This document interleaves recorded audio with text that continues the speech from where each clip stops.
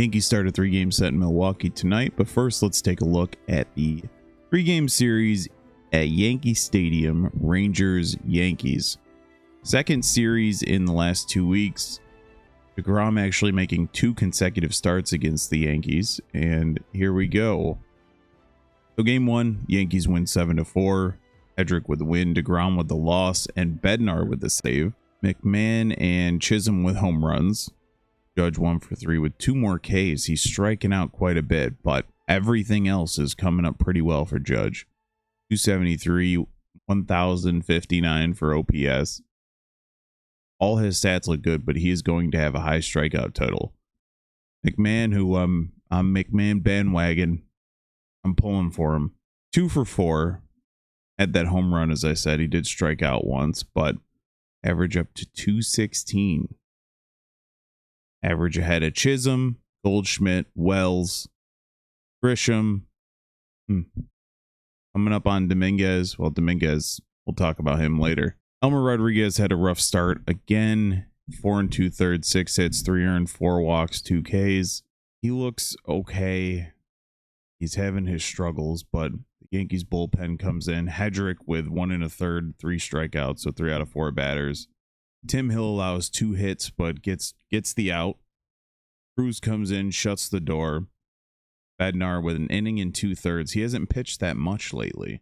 The Baltimore series wasn't close, so there haven't been many save situations. They brought him into that 12-1 game, I believe. DeGrom got roughed up. 6 1/3, 7 hits, 6 earned, 1 walk, and 7 Ks. His ERA was under 2, but then he's faced the Yankees last 2 starts. It's up to 3.11. Still a great ERA, but the Rangers are done with the Yankees for the year, unless they meet in the postseason. Jalen Beeks comes in, 1 hit, 1 walk, nothing there, and then Alexander gives up a run to kind of put the game out of reach. All right, let's move on to game 2 here. If you didn't already know who pitched, just take a guess. Evaldi owns the Yankees. I don't know why. He just does. Evaldi goes 8 innings, 3 hits, 1 earned, no walks, 8 strikeouts. Evaldi is the reverse of DeGrom. DeGrom had a sub-2 ERA, faced the Yankees. It's up to 3.11. Evaldi had an ERA in the high 5s, faces the Yankees twice in a row. It's down to 4.15. He just owns them. He just does. Rangers just mashed as well. They roughed up Warren a little bit. 4 innings, 7 hits, 6 earned, 3 walks, 7 Ks. By far Warren's worst start of the season. ERA only at 3.46. De Los Santos comes in 3 1/3, kind of limits the damage, gives the Yankees a chance, but Evaldi's on the other side, so they really didn't have one. And Yarbrough came in and pitched an inning and 2/3 with just the walk, no damage there. Judge had the home run, the only Yankees run of the game. But top to bottom, the Rangers kind of smacked them around a bit. Seager with 2 hits and a home run. Carter had a home run. Duran with a double. Duran smacked the Yankees around this series, even though it went in their favor for the most part, they being the Yankees, but Duran looks good. And game 3, everything was all close, all tight through 5.5. And then everything fell apart for Mackenzie Gore. So Hedrick gets the win. Gore gets the loss. In the first 3 batters of the game, the Yankees had 2 triples, and both hits were towards the right/right center area. You really can't blame Peterson for the first one, but the second one, he kind of misjudged it. Then he tried to dive late. Bellinger gets a triple. And Bellinger's quicker than he looks, but it didn't look like he had to run that fast to get the triple because of it went under, and Peterson's not exactly the fastest guy. They were saying he hadn't started in right field in quite a bit, but like years, actual physical human years. So Goldschmidt was 1 for 3 with the triple with 2 walks. Bellinger 3 for 4 with the triple. Yankees rattle off 9 runs with 0 home runs. When does that ever happen? Duran, as I had just spoken about, had another home run. Nimmo hit the ball hard almost every time he was up, including the first play of the game. Nimmo smashes one to left. Dominguez catches it as he crashes into the wall. and gets carted off the field. It appears to be a shoulder. They say it's going to be like a 2-week-ish timeline for his return. But Spencer Jones should be in the starting lineup today. We'll check out that shortly. Judge 1 for 5, nothing really else. McMahon 2 for 3 with 2 walks, average up to 223. Grisham smacking the ball 3 for 5. He had a bases clearing double to kind of blow that game open in the 6th. And Gore was cruising, absolutely cruising. And credit to Joe Girardi in the broadcast was saying kind of what he does.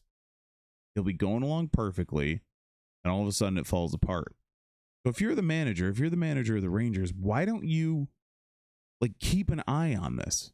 The manager left him in for so long when the bases are loaded. Why is he still in the game? I get it, he has the stuff, but if he's notorious for cruising along and then falling apart, as soon as you see signs of falling apart, yank him. I don't understand why he was still in the game if that's kind of what he does. Now, if he's more known for allowing a few base runners late but getting out of it, that's fine. But if the other team has the scouting report that you fall apart during any given inning, I mean, obviously, if it's the first or second inning and that's his bad inning, then don't pull him. But if you're cruising, you got the lead, why not pull him? So this was a bullpen day for the Yankees. Paul Blackburn comes in, and it looked like, so he gets that first out. Now, Nimmo hit it hard, but then he kind of lost control seemingly because he was all over the place after the delay. The Dominguez delay was a good 15 minutes. At least that's the way it felt. Rookie making his major league debut, Brendan Beck, goes 3 innings, 2 runs, 3 walks, 1 K. The difference between Beck and Rodriguez, who we spoke of on the previous game, is that Beck just came in, he was firing strikes. He's not messing around. He did give up a couple runs, but he was just firing it in there. Tim Hill style. Hit it if you can. Speaking of Tim Hill, inning in 2/3, 2 hits, 1 K. Hedrick gets the win, inning in 3rd, 1 walk, 1 K. Bird and Doval come in. Doval gave up another couple hits, but did not let any across. And the Yankees scattered a couple more runs throughout the Texas Rangers bullpen. So Gore's final line, now he had, through 5, he only had 1 run. But at the end of the day, 5 1/3, 6 hits, 5 earned, 3 walks, and 3 strikeouts. The Yankees take 2 out of 3, and then they head to Milwaukee tonight. And let's take a look at the standings. So the Yankees are tops of the league, 26-12, and they're 8-2 over the last 10. But Tampa's 9-1, so even in that streak, Tampa's gained a game and has won 7 in a row. This is going to be a battle all year. So as I said, Yankees at Milwaukee and Tampa at Boston tonight. So that should be pretty easy for them. And then Texas is in the middle of the road in the AL West, 17-20, and their next series is against the Cubs. That should be a fun series. Cubs, who are 26-12, tied with the Yankees for the best record in baseball. Yankees and Braves, sorry, Braves. And Braves play at the Dodgers tonight. So those should be a few fun series. Cubs, Rangers, Dodgers, Braves, and then Yankees, Brewers should all be fun to watch. Keep an eye on those. All right, I think that'll do it for me. Thank you for watching. Let me know what you think down below. Catch you guys later.